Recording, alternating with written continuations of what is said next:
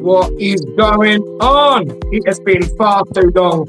Let's let the music play on for just a little bit longer. It has been far too long. We shouldn't have left you for this long, and we didn't mean to leave you for this long, but then I've been ill, and then I was on tour, and then Kanye started a new job, and then you've been working away, and I've done my tour, came home and had Christmas, and then I was ill again, and then you were ill for a little while, and then our schedules just weren't. I was worried about that. If you're moving back to England, whereas we used to be on the same sort of time, like body clock, like working in the evening, it's getting to the point now where you sort of work at 9 to 5-ish.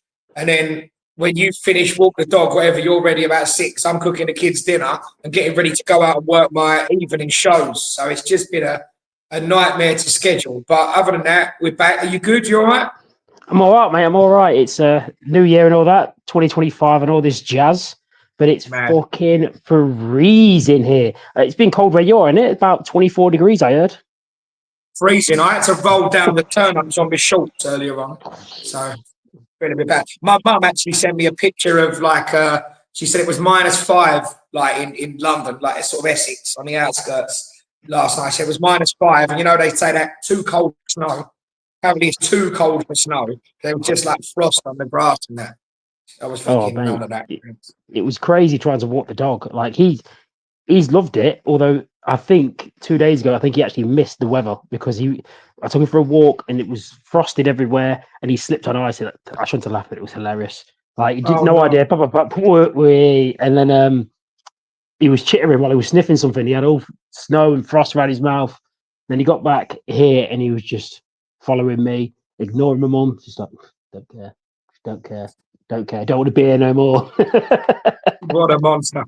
Little rascal. Right, listen, it's been a while. I'm looking through our banners real quickly on the go. We've not prepared one for this subject. I don't even know what we're going to talk about. We've got Don't Get Me Started lined up. We've got iconic kits. We've got Join the Conversation. Right. We've got weekend fixtures. Who am I? Transfers. Are we going to do that? I think you want to talk about Marcus Rashford, don't you? Yeah, I mean, there's a couple of things. I mean, I don't know if you heard about the Kyle Walker thing. Like, I heard he put in a transfer request. He wants away from City, you know? I mean, looking at that, do you not think that's like? I mean, I don't know the bloke, but it's a bit of a shit move, that, isn't it? Your team is struggling. Like, Man City is struggling right now, right? You're the captain. Right, well, you're part of the leadership group. Yeah, and you decided it's no good. I mean, there's a few things you could look at that. I mean, what do you think? You're talking about a player who has joined the club 8 years ago, won 6 Premier League titles or 5 Premier League titles. I know he's won a total of 17 trophies, including a treble, Champions League, and City is struggling halfway through. Can I ask you, how many of those trophies were at Spurs? I think there's an Audi Cup somewhere. I think there's a what are them little Diddy cups that kids used to drink. I think Spurs have won that one as well. But you get what I mean? Like, it's just sort of like, if that's one of your leadership group, what classed as probably the best right back the Premier League's era. Your team are struggling. You've just gone, yeah, Bayern Munich are interested. I'd rather go and play there. Like, what do you think to that? I think that's just, well, what's your thoughts? I think the phrase that pops into my mind is rats deserting a sinking ship. But on the flip side of it, I could sort of understand. He's 137 years old now, and he made a career out of having electric pace, which I think the last year and a half or so, it's definitely declined. I think his pace that gets him out of trouble, his recovery pace, don't you think? So maybe he thinks he can prolong his career by going to a slower pace, slower league. See, I look at that completely opposite way. The reason I look at that differently is because... Well, you think he's got faster and he's going to Germany to show off his speed? Like, that's the opposite of what I just said. The opposite in regards to, I think he'd be mad to go to somewhere like Germany. If he goes to Bayern Munich, a team that usually dominates the ball, he'll have a lot of time going forward, yeah. But Germany are known for bringing through youth players. A lot of you look at Leverkusen, there's 22, 23-year-olds playing in their first team, went unbeaten last year. Even at Bayern Munich, you've got a couple of 18, 19-year-olds playing in there. So when they've got a lot of the ball, surely he's going to be exposed more one-on-one with quick wingers. Because Kingsley Coman ain't coming back. Harry Kane ain't coming back to help you. You know what I mean? These players are not coming back to help you. So I think it's a mistake for him. I think he should stay. Because look at, if we're talking about Kyle Walker as one of the best or the best right back in the Premier League era, if his pace is gone, players like Gary Neville never had pace. So why can't you learn to defend? There's other right backs that are not blessed with pace like he is. So that should have been a bonus. He's got good ability. He's good at going forward. He's a threat. Yeah, but you can still defend. You can do the basics of defending. I mean, I don't know if you just watched it. I just watched the Arsenal Man U game. You've got Dallow's not particularly fast, but he's a good defender. You've got Mazraoui, not particularly fast, but he's a half decent defender. You've got Arsenal's defenders. Ben White's not fast at all, but he's a very good defender, which makes him a good right back. So why can't Kyle Walker do that? And I think you're going to get more protection with a Man City team here in England than you would at Bayern Munich, or there's talk of him going to Barcelona. Or, I mean, I think it could be quite a strange thing for him to come out and say this, just as Real Madrid have had a bid in for Trent Alexander-Arnold. I wonder if he's just saying, listen, forget Trent, especially with the game he had at Man U, maybe take Kyle Walker. Big age difference there, though. I mean, you mentioned Leverkusen first of all. At this stage of his career, I'm taking Frimpong over Kyle Walker, isn't you? All day. But that's my point being that he would be up against pacey wingers now. I mean, teams that would literally set up to be 4, 3 in the middle, 2 wingers, and maybe a forward who would drop in and stop the CDM playing or hold the defenders. You got more chance of being exposed one-on-one in that situation than you would do in England, I think. Your thoughts? I think you're right. I think there's different types of players. Like, he really has. We mentioned it at the beginning there with him losing his pace and his recovery pace. That was a big part of the game he relied on. Like, different position. But when you think of players like Sheringham, or when we spoke before about Matt Letizia, the God, like, they didn't rely on pace, they relied on intelligence, having a yard in their head. Even defenders like Bobby Moore, or even he's not having a good run at the minute, but Declan Rice, like, I know he's not slow, he reads the game really well. Like, Kyle Walker hasn't really got that. So when his pace diminishes, that's really the end of him being at his peak. You can liken it really to like the 2 good examples there, like taking strikers for a minute, just for styles of player. Like, Sheringham could play on until his 40s. I think he played on until 40 or 41.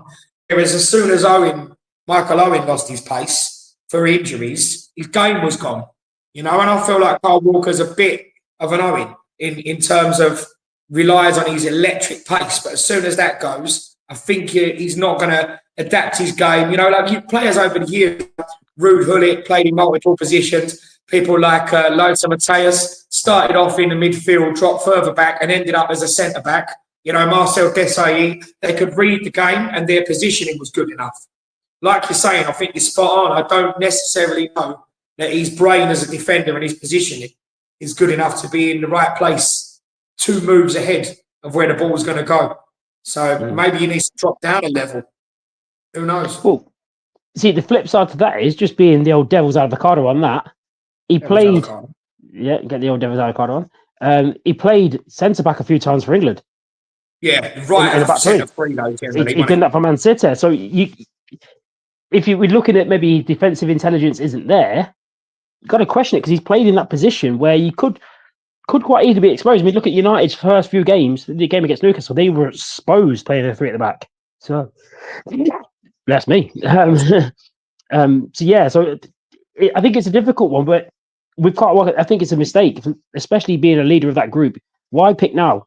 Your contract runs out at the end of the season. Just decide what you want to do then. But I mean, if you look at the people that have gassed him in the last couple of month or two, there's no shame in getting gassed by Adama Traore. Like, come on, there's no shame in that. Yeah. And I know there was, I think it was Gary Neville that wrote about he got done by Kyle Walker. Kyle Walker got done by Timo Werner for the 4th goal for Spurs. He's fast and all. Werner is fast. He was saying, but he's low on confidence. It doesn't affect you running. The only issue I had with Kyle Walker is you could tell that there were 3 down, and he didn't seem that bothered. And that to me is the mindset where if I was a City fan, I'll be looking at that thinking that's a worry. That he didn't seem bothered. You weren't hurt to not only be run past with Timo Werner when he had the ball and you didn't, but you weren't hurt to lose 4-0 to Spurs. Like that should hurt you. Yeah. The good thing about letting Adama Traore run past you is he's only going to spoon the cross out for a goal kick anyway, isn't he? Yeah. Well, he missed the 1-on-1 anyway, so yeah. Yeah, he did. Yeah, they normally do. Yeah, he missed it, yeah. And Werner. To be fair, Timo Werner would miss as well. Well, you know, he passed it, so yeah. Yeah, so it was all right. He passed it and scored. Yeah. So what are you thinking about Rashford? We spoke about him, and you campaigned a while ago for him to get out of United and leave the country and go and experience a cultural difference and freshen things up. He's been linked to my team, as you said to me. I can't see that happening. I've also seen that there's a couple of French teams interested in him, but I don't understand how, with the state of the French league, they're going to afford his wages. I know Man United will subsidise it. Man United are offering a straight loan, not an obligation to buy, not an option to buy. They just want someone to play him back into form, I think. Yeah, I think that's the idea of it. I think that's why I think they'll happily pay some of the wages.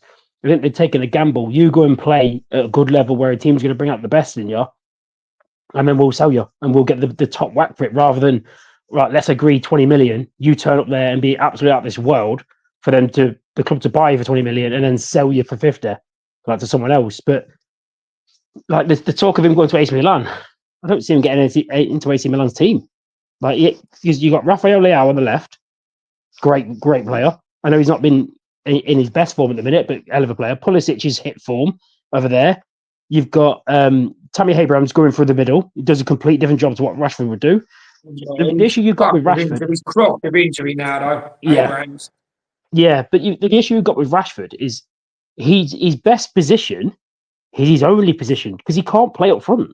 He might be able to play up front with a 2, but what teams at the top level play with 2 up front? So he's got to play in off that left side, and he's already proven he's not going to defend, which means you need to cover it somewhere else. He ain't good enough for you to switch your whole team around. Now, you've got the other team, Como, who Fabregas manages. They've got loads of money. There's talk of him going there, and he'll be a star. But I think that's very much, he's going to be similar to how he is at United. No one will say boo to a goose there. Just because who it is, it's Marcus Rashford. Is a name on the brand. But I think then you've got Juventus, you got Marseille, and PSG interested in him. Your boys, West Ham, and apparently Everton were looking at him. I don't see how Everton are going to get him. They've only just got the manager back in, so I don't get that. They've struggled with financial fair play.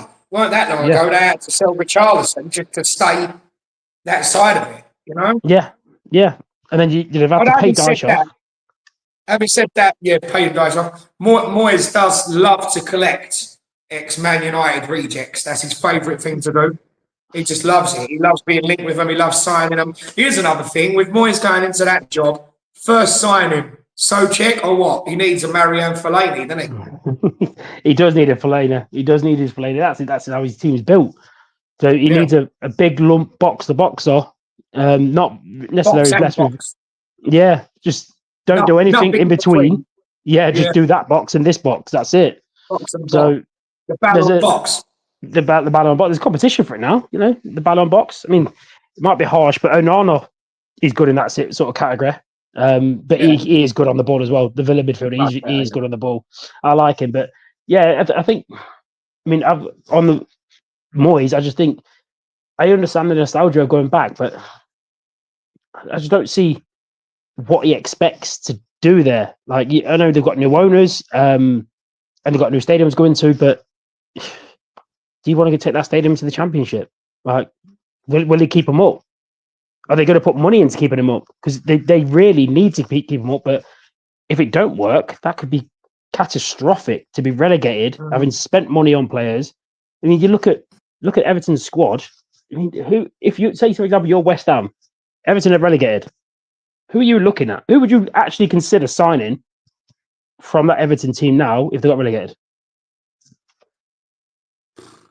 There's that Patterson, isn't there?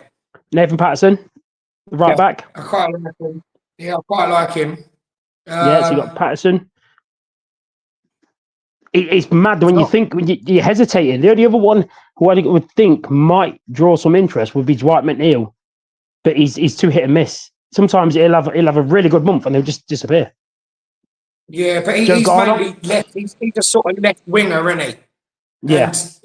And I think he's a Somerville, isn't he? Having got Crescencio Somerville in, I don't know if you'd need him. No, which will be the argument against Rashford as well. Yeah, I was going to say, I think those three are very similar in what position that they play, but I just don't think they offer, like, McNeil can play in a system. I've not seen Somerville play in a system yet. You obviously watch West Ham more than me, but with McNeil, he'll do the doggies, he'll do the defensive work, he'll do the up and down and still offer you a threat going forward. Rashford will not do that. Rashford is, give me the ball in this area and I'll come alive. And even then, he's not been doing that. If he does that and he's got Emerson behind him as a left back, that's leaving him exposed. The alternative to Emerson, who's been out of form and injured and unavailable a lot, is 165-year-old Aaron Cresswell. You can't leave him exposed if you're Rashford. And then just on the Friday night game against Villa, our youth player, Ollie Scarles, who you would have had in your manager's game, was man of the match. He had a cracking game, but again, the kid's 18 and, literally in the development squad. So you need someone in front of you that's going to do the work rate and get back. So, yeah, I think we're going to be we're a little bit better on the right now with Wan-Bissaka. We need to sort out the net. Just what I was going to run by you. We've been saying for ages, we need an athlete in midfield, someone who's strong, who can get box to box, who's got legs, who can tackle, and a bit better on the ball. The rumour about Philip Billing. I think I'd like him in that position. I said we needed someone who was a bit better player, but in the mould of a Czech Kouyaté. That sort of gangly destroyer, put the foot in, energy athlete. And I think Billing could fit that. I know he's not a glamorous name, but he might be the missing part of that midfield. But he's a very good player, Billing. I think he's a very good player. He's got technically really, really good as well. And showing when Bournemouth were relegated, he don't mind mucking in. Like in the Championship, you have to muck in. And he was one of the better players in the Championship, off the ball and on the ball. So, yeah, I can see that. I don't know how old Billing is. He's got to be pushing 30, surely. Not sure. Filming on my phone, so I can't look it up. I'll have a look. What's doing my engine is I'm on my phone when I'm not normally, and it keeps going dark where the screen wants to lock. So like every 10 seconds, I'm have to try and subtly press the screen to stop it going dark. So I feel so out of practice with this. We said earlier on we haven't recorded for about a month. They've changed the layout of StreamYard that we record on. So I'm like pressing buttons everywhere and trying to keep it going. I look like I'm in a sun fucking tanning salon. You look like you're sitting in the dark. So we're just glad to get back on it. I've noticed that I've got about 12% battery as well. So we're just trying to get one in the bag for our subscribers and our viewers that have been asking what's going on with the podcast, boys. Yeah. Well, Billing's 28. Yeah, Billings is 28. Yeah, he's 28. So you get him in his peak. It'd be a good signing. I mean, any what do you think to this? Let's go to transfers. We can't ignore the biggest one. This whole Trent Real Madrid situation. Thoughts? I think he's going to stay. You think? I do. Yeah, I do. I think he's going to stay. I think. Why? I think because we spoke about this off camera via text and that. I think Liverpool are going to win the league this year, and I think they'll have a bloody good chance in the Champions League. And I think he might see that and get a taste of that era. With all due respect to Liverpool and yourself, they were the bridesmaids quite a lot. Very close in that year when Gerrard slipped over. One league during COVID that really was deserved, but was sort of like, an anomaly. And Man City have dominated for the last 4 or 5 years. I think he might like the fact that under the freshness of Slot coming in, I think that possibly Salah, Van Dijk and Trent, I think they all might sign an extension for a couple of years and just see what this project is moving forward with a Premier League winners medal in their back pocket. There's plenty of time for Trent still. You just referenced there about, would Real Madrid go in for Kyle Walker? What's Kyle Walker? 35, 34? 33, I think. You might. I'm on it now as well. Might even be older than that. Can you look down? Kyle Walker is. I'd have said 34. I thought he was 33, but let's have a look. He's 34. Well, good shout. 34. He's 35 in May. That's what I'm saying. So, and how old's Trent? 28? 27? He's got plenty of time then, hasn't he? He's got plenty of time then, hasn't he? For that move. Trent's 26. 26. He's a kid and he's puppy. He's got plenty of time for that move still. I think he could stay there till he was 28 and still be in his prime and demand top money. So I wouldn't be surprised if they hung on to him. And I wouldn't be surprised if Van Dijk finished his career there. And again, I can see that. Salah could stay there till well in his 30s, mid-30s, and still go over to Saudi Arabia or North Africa or whatever and make a fortune the way Ronaldo does. I think 170 year age. I think with Salah could quite easily stay with the way he looks after himself and how he plays. Salah, I think we could have him for another 2 or 3 years. And then he could go to Saudi, doing absolute bits. He's just otherworldly how well he's playing. And then you've got Van Dijk still just doing Van Dijk. His organisational skills, his stuff off the ball is brilliant. Trent, when we spoke off camera about this, I genuinely think that it would be a mistake for Trent to go to Madrid. I think his defensive abilities would be exposed. Similar to what I said about Kyle Walker. Teams like that, all they do is break. You have majority of the ball, and he's like, if he's going to walk into the centre midfield and try and play. The defensive frailties being exposed. The ones that I've been talking about for the last 6 months. You've been arguing with me about how good defensively is. Let me finish. Go on, I'll let you land. I'm going to still pull his face. You can do this. I'll just cover it up. With Trent's defensive frailty, shall we say, right? His issue is he gets caught out of position a lot. He cannot walk into that midfield. Defensively, one-on-one, he's been very good. He had a bad game against United. He's been good. But against the team, like I say, what happened with Kyle Walker, you will be picked on as the weak link, as you've got Lucas Vazquez, Dani Carvajal, and Ferland Mendes, and Marcelo were at Madrid. They are very, very, very good individual one-on-one defenders. That's why they never got exposed. I think Trent can do that, but he won't want to do that. I think that's the difference from what with Trent. If he tries to wander into that midfield where you've got Tchouameni, Camavinga, Goulo's in there at the minute, any of these Real Madrid players in, you're not going to need you in there. You don't need to do that. That's why I'm baffled at. I understand why Madrid would look at a player like Trent. I don't understand why Ancelotti would look at a player like Trent. Yeah, that makes sense. According to you, Trent's a brilliant defender, and it's all by design. And he's not got frailties, and he's not caught out of position. He's a hybrid that no one else understands his genius. And I would have thought that Real Madrid are the favourite in 99% of games with all the possession, where they can focus more on doing damage from that hybrid position as opposed to being under the coach. I would have thought that suited him perfectly. Okay, so let's flip it round. If you're defending against Madrid, how are you defending? So you're playing Madrid now. How are you setting your team up? Depends what my team is. How can I tell you, Emma? You're West Ham. I'm fucked tonight. I'm fucked, aren't I? I'm drafting you in at centre-back. I do a job, mate. I'm like Gary Dabion with a left foot. A wand of a left foot, by the way. Yeah, just a broken wand. I think, Harry Potter. We'll talk about him later. I think what you're referring to is sitting in and parking the bus and playing the low block. In which case, then I would flip back that you need extra players like Trent getting on the ball and trying to unpick the lock. Or do you need width? If you've got a 4 tight and you're going to let the wingers get the ball. So say, for example, you've got Madrid set up, Rodrigo on the left. You're going to twos up on Rodrigo. Yeah? Yeah. So once Rodrigo's got the ball, he has to go byline. He can't come back into the middle, or he can go back, and then you all squeeze out and then come back. There's no space in the middle. If Trent's wandering into the midfield, there's no width from the right.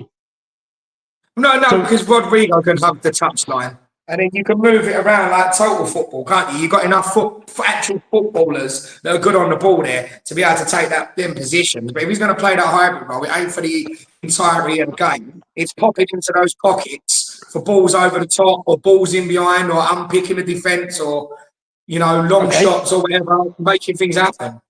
Okay, previously I can understand that, but now Madrid have got no... who's the one they just sold? The big centre forward that just went to... Wanmi, was it? Who's just got? They just sold in Saudi Arabia. Now Mbappe's for the middle. Mbappe don't want to do that job. So now your centre backs are now free because Mbappe wanders because Mbappe wants to come off a left. Same as Vinny Jr. Now you're not dropping Vinny Jr. for Mbappe. Simple as that. So Vinny will want to get his man 1-on-1, but because of you defending, you've got a 2-on-2, 2-on-2, and a free centre back. So you've got a sweeper and one marking Mbappe who's dropping into the midfield where your midfielders are because you packed it out with 3 or 4. Then what?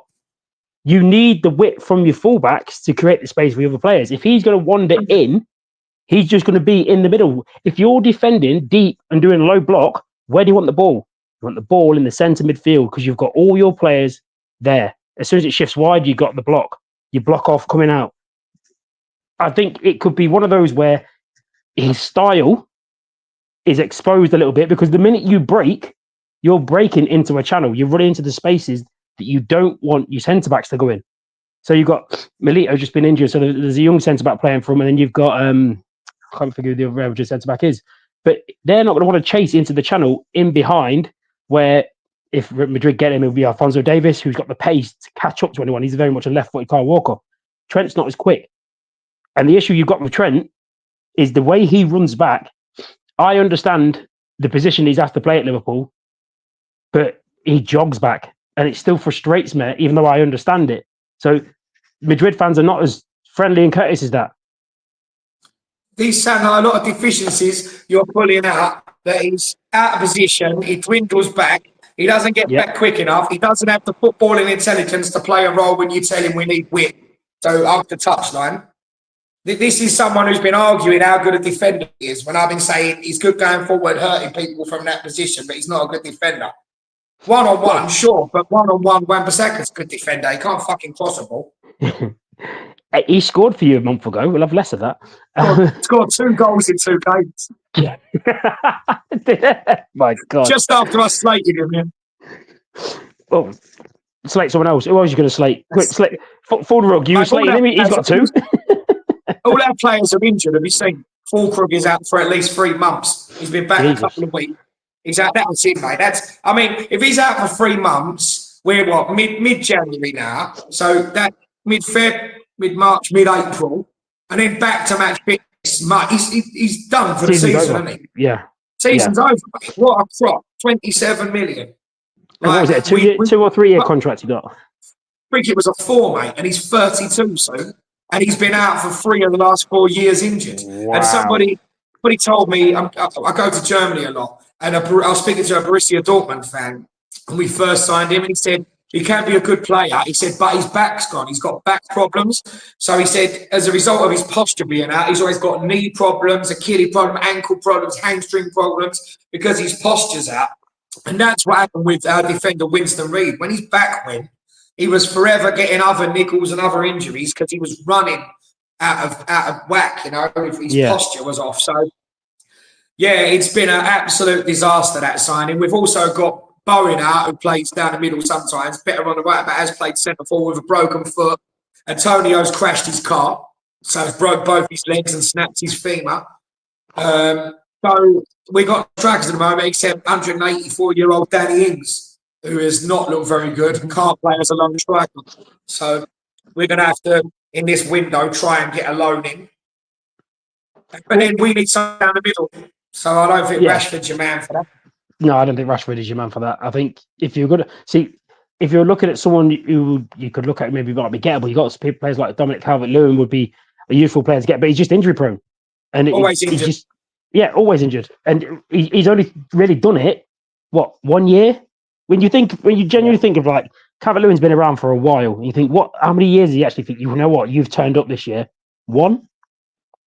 Yeah, and do you know a parallel to that is another one we're linked to, that Brighton are going to let us know what they decide at the end of the window, but they might loan us Evan Ferguson, who did look like he had potential. He's a good young player, big, strong unit, did it for a year and has been more injured than anything else. So that's another one. When you've got an injury crisis and half your strikers on the treatment table, the last thing you need is an unproven kid coming in and being injured as well. Well, should he look in your youth team first? Yeah, but the youth team, we let Divine Mabama go because we wouldn't give him a contract, and he's gone and scored for Man City. He's gone to Man City and scored for them. Yeah, unbelievable. We've got Callum Marshall, the young Northern Irish lad who scored on loan at Huddersfield, and scored 6 times in 24 starts, I want to say. But not starts, appearances. But loads of them have been off the bench, but he's come on and scored 6 times. But he's very young and very raw. He needs a little bit longer. There's no other real centre forwards that are ready at the moment from the youth team, to be honest with you. And the only other thing is putting Dukes through the middle as like a false 9. He is strong enough to hold the ball up like Antonio. He can dribble and he can unleash his shot. And then if he's got people running off him like Somerville and Guilherme, pace in behind him, maybe that's the thing. I'm interested to talk to you about, when you want to move on, about Potter being appointed as West Ham manager, the 3-4-3 system that he plays. And just your thoughts on that, because originally I was a bit underwhelmed by it, but I'm actually really loving how it's been so far. He seems like a good fit.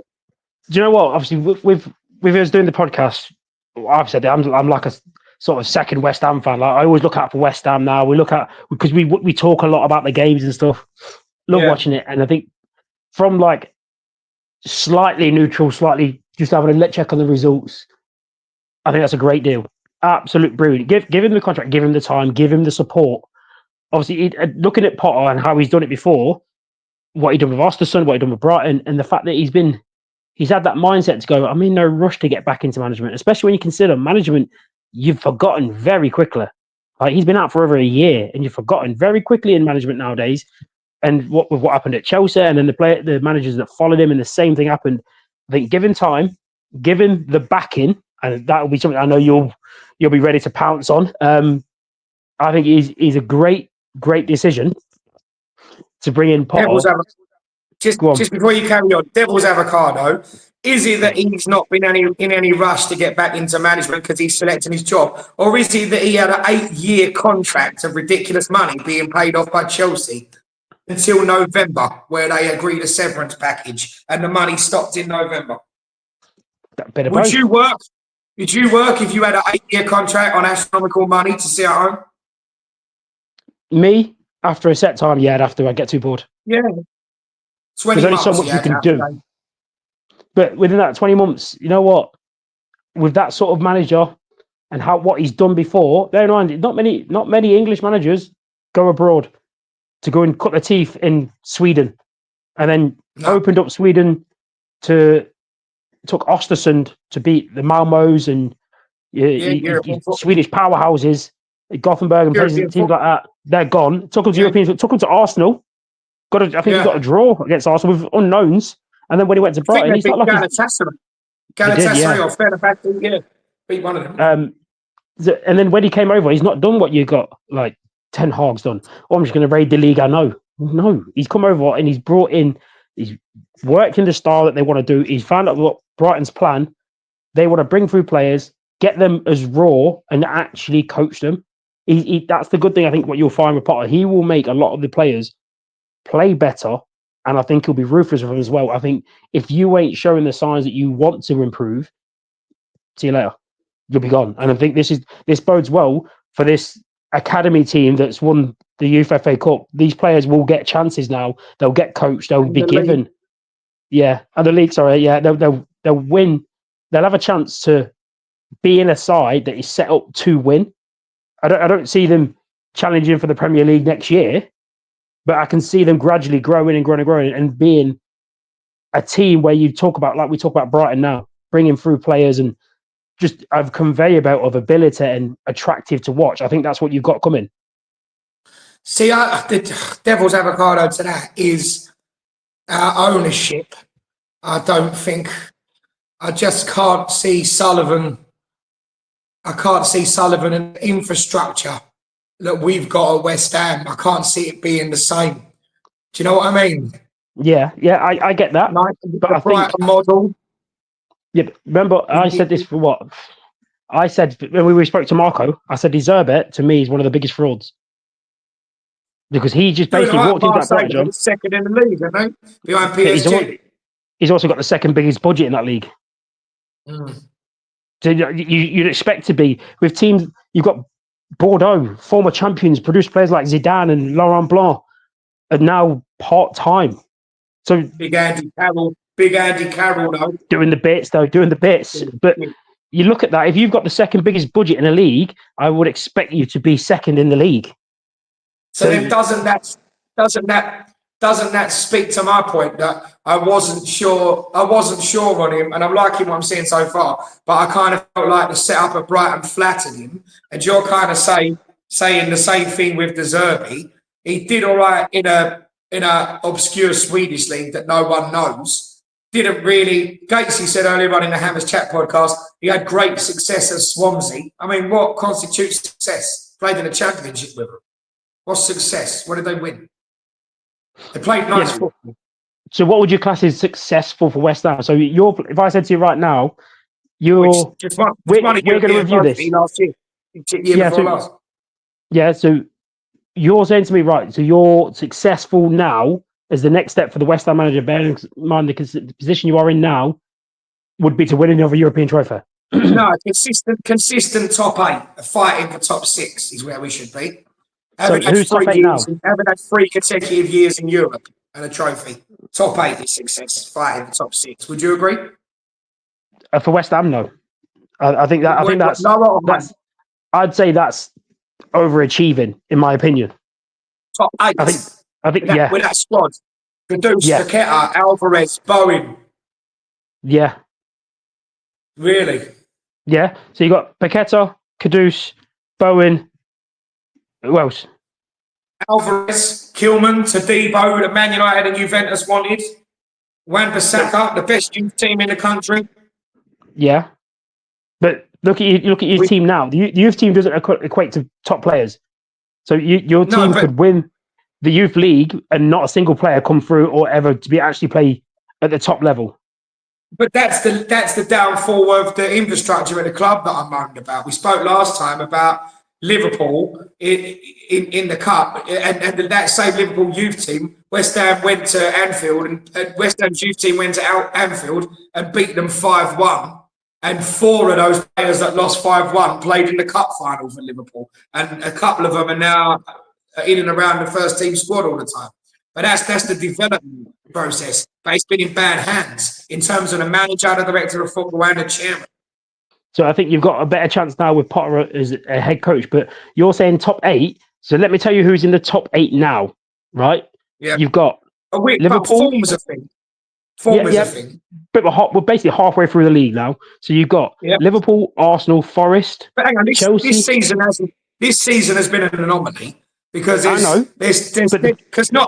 would never have put money on Nottingham Forest being second 6 months ago with me, and you never would have said that Man City would have gone 1 winning 14 or whatever they are. Well, this is where I'm going to get to show you who's in top 8 now, who's not in the top 8, and which one of these teams you think you're going to take over. So you've got things can change because we could be where Forest are because 3 years ago, 3 or 4 years ago, we were in Europe, but we had a relegation dogfight with Aston Villa. Mm-hmm. You know what I mean? And now Villa in the Champions League look like they're going to get through to the group stages. Do you know what I mean? A few years ago, they had Steven Gerrard as their manager and were in absolute disarray. Yeah, they've now knocked us out of the FA Cup, and they're in the Champions League, and their aspirations for this season are going to be top 4 again. So things can change. This is my point with Villa. Villa's changed a lot with the way that Emery's come in and what he's done with the players. I think you've got that now with Potter, but I think expecting you to. I just clicked on Crystal Palace for some reason. So you've got Liverpool, Arsenal, Forest, Chelsea are top 4. Right. So we won't be above Liverpool and Arsenal. Chelsea, we could be on a par with because they've just come off a disaster and they've had a rebuild. Now they've got Maresca. We could be anywhere Forest is if we got it right. We player for player. If you not on form at the beginning of the season, if you did a combined 11 West Ham, Nottingham, Forest, you're probably getting more West Ham players in that 11, or at least 50-50. Or it certainly ain't a landslide to Forest. That's not a stretch. It's just that he's come in, the manager, who we wouldn't have fancied. He had a disaster. He was all right at Wolves. He had a disaster at Spurs. Of course he did. They all do. They all do. They all do. And he's come in and he's been a good fit. But getting it right, I don't see that's beyond. And I'm not talking about being second. I'm talking about we should be challenging for top 8, pushing top 6. Okay, so to look, right, looking at Forest's team, who are you taking in goal? Are you taking Areola or Sells? Well, Ariola's not our first team goalkeeper at the moment. Who's your first team goalkeeper? Fabianski. Fabianski's back between the sticks, but Fabianski's 217 years old. So that's a position that we need to strengthen. Yeah, that's a position we need to strengthen. But if we go out and buy Kelleher for you, then it'll be him, won't it? I think Kelleher will go out on loan. I don't think we'll sell him yet. But you've got Alisson and you've got the Georgian goalkeeper, Mamashvili. Yeah, how many do you need? And apparently we're signing Kvaratskhelia, apparently from Napoli as well. Yeah, how many do you need? I think they'll sell him. I think he is probably the best of all the number 2s in the Premier League. Yeah, he's brilliant. He's brilliant. He's too good to be number 2, in my opinion. Yeah. So he's what we need. Even on loan is what we need. But so who are you having now then? So you've got Matt Sells, Newcastle reject, who's come to life and has made some outrageous saves. You watch Fabianski and Areola first. So who are you having right now in your team? Right. But you're picking now. We weren't talking about right now. You're going to talk about form now. I'm not on about form. I'm on about who you have in your team. We are because I'm picking. I'm not picking Chris Wood as my centre forward 6 months ago at all. He's a journeyman carthogs. He's having the season of his life and he's on fire, right? But at the beginning of the season, I'm picking Areola over Sells. But it turns out that Areola's been trash. Everybody recognised they can beat him at the near post. His confidence is chopped. The defence all over the place. We're Donut FC with a hole in the middle of us with no midfield giving us any protection. So, like we said, at the beginning of the season, you wouldn't have picked Forest to be in second. And fair play to them, they're doing well. But if I'm judging this at the beginning of the season, I'm taking Areola over Sells, right? But if you're talking about current form, how can you? Because there is second. So this now is not a fair comparison. How long is it form and ability? So how long do you need to perform where, okay, just to hit form compared to he's actually quite good? Well, how many league titles did Leicester win? So you're going over multiple years?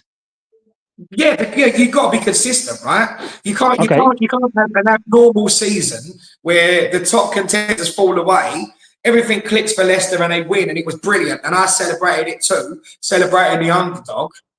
But then a couple of seasons later, they're relegated. Yeah. So form is temporary. Yeah, form class is permanent. So but you're making comparisons between I'm asking you then.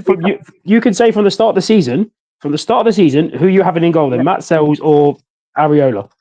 Areola at the start of the season. Okay, who you having at right back? My answer would be different now. Ayana, the Nigerian right back. I seen him play a lot in Italy. Or you're having Soufal? We were it ain't Soufal, it's Wan-Bissaka right back. Wan-Bissaka weren't there when you started, but yeah, all right, have Wan-Bissaka. I know Wan-Bissaka. I know Wan-Bissaka. We looked at Ayana. We looked at him. I'd agree with that, yeah. Centre backs, Milenkovic and Morello. Against who you got now? Yeah. Kilman or Kilman and Todibo. So let's do one at a time. You know my thoughts on Todibo? Right, so yeah, and he's always injured. So I think Morello is one of the most underrated, brilliant Brazilian ball playing defenders in the league. who's been a real find. I'd have him all day long. So he would win over both of our centre-backs. And Milenkovic, they're the perfect centre-back partnership. They've both got everything you need as a pair. So at the end of the season, we turned down Milenkovic a couple of years ago to buy a crooked Kurt Zouma. We could have got him from Fiorentina. And we turned him down for like fucking, it went up from 7 million to 12 million. We declined it to go and buy a Zuma who can't walk. So both their centre back get in for me. That's two each. Who's your left back? Is it Cresswell or Emerson against Alex Moreno? At the beginning of the season, well, technically, last game was Neco Williams, but so Moreno or Neco Williams? Emerson or Neco Williams, you mean? Or which one are we going against? So Alex Moreno, either or. Like, which of the left backs? The two, you got Cresswell or Emerson, or you've got Williams or Alex Moreno? I would put Emerson at the top of that pile, given that he was good last year, really good, linked Paqueta well, and was man of the match, arguably, in the Conference League final that we won. He was one of the first names on the team sheet for us last year. A left back. Okay. Well, I'll carry on. You midfield. You don't agree? No. You've just said it's over the years. He had a good game. He had a good season. No, not a game. I said he had a good season. Was one of the first names on the team sheet, including being man of the match when we won our first trophy in 43 years. But I said so over the season, one of the first names. No, he's been good since he's been here. We bought him from Chelsea for 12 million, and we thought we were getting a fourth choice Chelsea reject that was worth about 12 million. But he's been one of the best. He had been one of the best left backs that we've had for years, probably since a prime Cresswell when Cresswell was young. But this year, since Paqueta's head's been gone and his form's been off, and he's not been linking up as well, Emerson's form has gone off the boil as well this year. But like I said, at this point, West Ham are playing terrible, and Forest are in a purple patch playing amazingly. But if the question was at the beginning of the season, that's my answer. Yeah, but I'm saying to quote the man like Bina, is he Ian Hart, the best left back in Europe?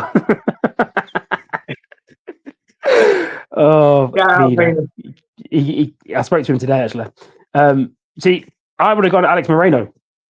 Purely, even though Alex Moreno is not even in the Forest team at the minute, he was brilliant at, I think it was at Villarreal. He was okay at Villa, but he had one season at Villa where he was like, meh.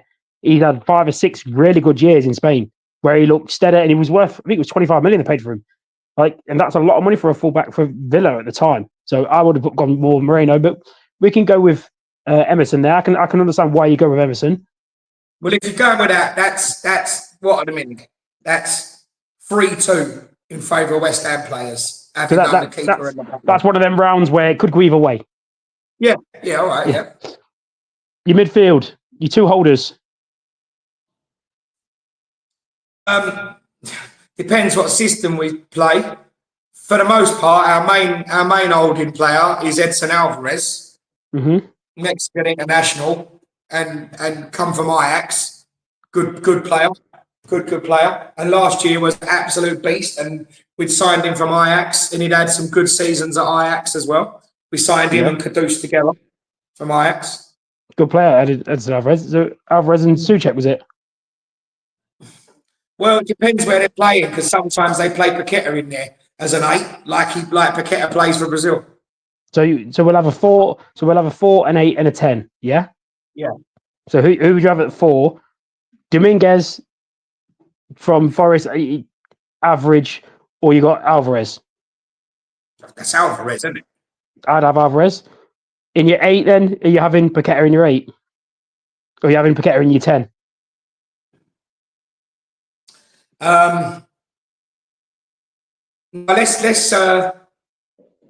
Let's put. Or you're putting Paqueta out left. You've got a choice in the 8. You've got either Souček in there, or you've got Soler, who've got on loan from PSG, who's a good little ball player. Well, or Forest. Or you've got Forest have Ward-Prowse or Elliot Anderson. From us. Yeah. Ward-Prowse from us, on loan because he was shit. We didn't want him. Or Elliot Anderson. Well, Soler beats both of them, doesn't he? On reputation, from before the season, I'd have gone towards Soler. Yeah. Yeah. So that's what 6'4" West Ham. Yeah. Who's in your 10? Paqueta. I got to give Gibbs White there. Even last year, Gibbs White was so good. Paqueta's head had turned last year. But it depends how long you're going back, doesn't it? Because he's been a mainstay in our team and in the Brazil squad. And, one of the most precocious talents in the world. But I'll probably go Gibbs White at the moment, if we're doing it at the moment. No, start the year. Start the year, you want to go Paqueta? We'll put Paqueta in there. That's fine. So we're going wide players then. So you've got Elanga and Hudson-Odoi against Bowen and Kudus. I think that's one all there. I wouldn't have Kudus. Kudus is. I've said my issue at the start of the year about Kudus. Kudus has the ability, and this is why I would. We had the conversation about Liverpool apparently looking at his replacement for Salah. I wouldn't want him because he doesn't do it enough. For a team like West Ham, where the team is basically built to bring out the best in you, you need to deliver. He don't deliver. I mean, he delivers in. To me, he's a set maximum. He reminds me of set maximum. No, I know what you mean. He's not, though. As someone who watches him week in, week out, he's had a bad year this year, but we keep caveating that with that he's under Lopetegui so far. Last year, he was unbelievable when he did numbers. He had the most dribbles and most dribbles in Europe. And he's finishing as good. He's got double-figure goals, double-figure assists.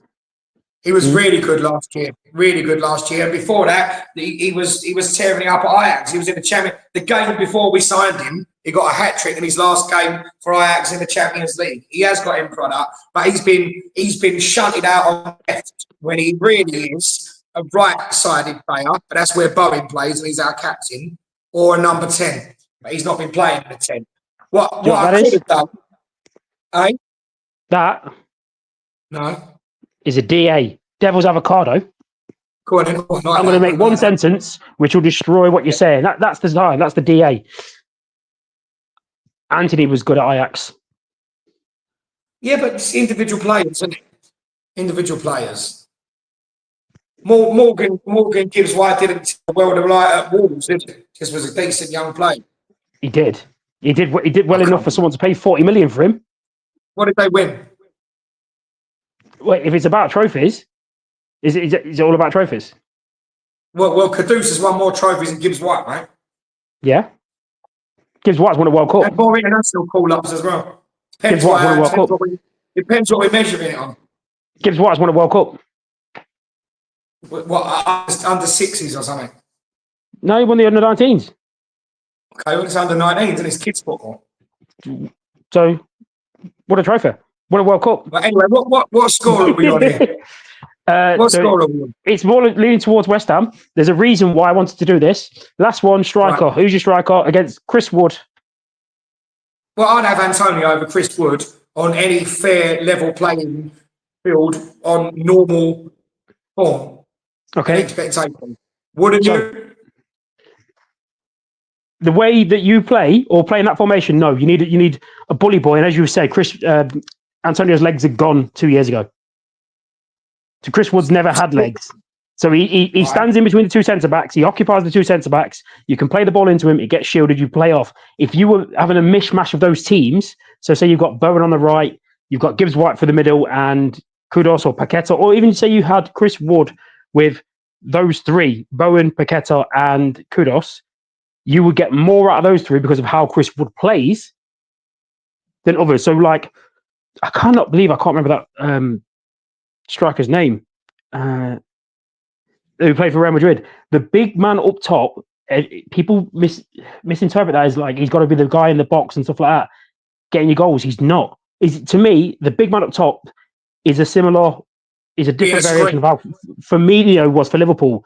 Firmino brought out the best in deeper, being a screen and bringing people in play. Give me the ball. I'll do the things that you don't want to do. I've said this before when we spoke about Mbappe. The reason why Madrid struggle a little bit, against teams that sit back because they don't have the guy who stood for the middle because Mbappe wants the ball in space. Vinny Jr. wants the ball in space. Rodrigo wants the ball in space. You need that big lump up top or the player with that ability to do that. And I think that's why Chris Wood would have done better because he doesn't run channels because he never has. You play the ball to his chest, I'll hold it and wait for the others to come up. I think that would have been better for you. I'd have leaned towards that. So the reason why I wanted to do that for you, there's the reason for this is we were at the start of the year, based on what we said then, would have gone more West Ham than Forest players, yeah? Yeah. Bear in mind, Forest have had a freak year. What's changed from Forest last year to this year? Manager. And I think that's what West Ham can look forward to. I think you're looking at a fairy tale with Nuno where they're in second. I don't think success can be measured on a fairy tale. I think the next step for West Ham would be to meet success from an outside looking in would be a consistent top 10. Because the reason why I say that is because look who's in the top 10 now, right? And I mean, taking away let me get the league table back up. Taking away, I'll even take out Wolves, right? Oh, sorry, Wolves, Forest. I'll take out Forest to give you an idea of who's in the top 10 tables. So you've got Liverpool, Arsenal, take out Forest, Chelsea, Newcastle, Man City, Bournemouth, Villa, Mate, Fulham. There's three teams you've named there we could be on a par with. We could be where Newcastle are. We've just beat them. We could. We could be where Bournemouth are, mate. They've got Iraola, so they've got a good manager. We could be where Bournemouth shouldn't be above us in the grand scheme. I can complete that one. You know what I mean? Who was that? Who was the next one you said? So out of the 8 you've just read out, I think we could aspire to be where Forest are, not second, but if they can do it, we can do it. I think we could be in and around where Chelsea are. We could be in and around where Newcastle are. We could be where Bournemouth are. Who was the next one you said? Villa. After Bournemouth. We could be where Villa are. A couple of seasons ago, we were above them, now being relegated. It's just to get in the structure and getting the right manager and bringing things together. So you think it's impossible for things to go right, get a better infrastructure, better manager, run things differently, make some good signings, get a team cohesion, and we can't be where Villa are now, or we can't be where Bournemouth are now. What I'm saying is, I think what you're looking at success is a top 8. Bear in mind, the other two teams that are not in the top 8 that you'd expect to be around there are Spurs and Man U. I know we talk about Spurs. We're as good as Spurs are. I'm as good as Spurs are, but it don't make no difference. We're as good as Spurs are. Villa, Man U are better than Spurs. Yeah, but you'd expect those to be around the top 8. I think realistically, I think with what you, especially because of what you've said about with the chairman and the infrastructure, I think realistically, like success for Potter would be for the next 3 years, be consistent top 10 and building a base. So you've got a team like, so say for example, if I looked at Everton are 16th for the minute. Are you surprised by that?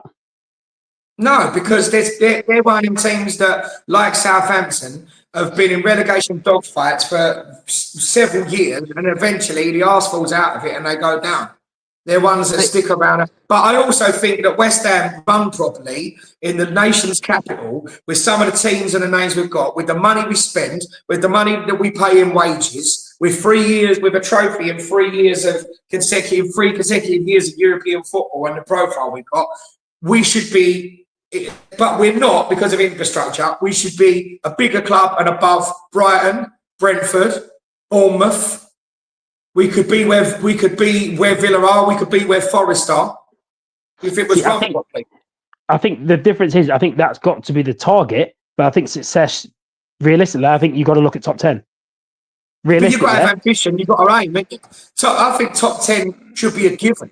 That to swing it the other way, it's looking at that lineup, looking at the manager, looking at the money we spend. If there was ever gone, looking at the money we spend, all right, and looking at the money we pay out and the 3 years of Europe and the trophy, and then going, okay, so expectations, bottom half finish for West Ham this season. Then I wouldn't have said that at the beginning of the season.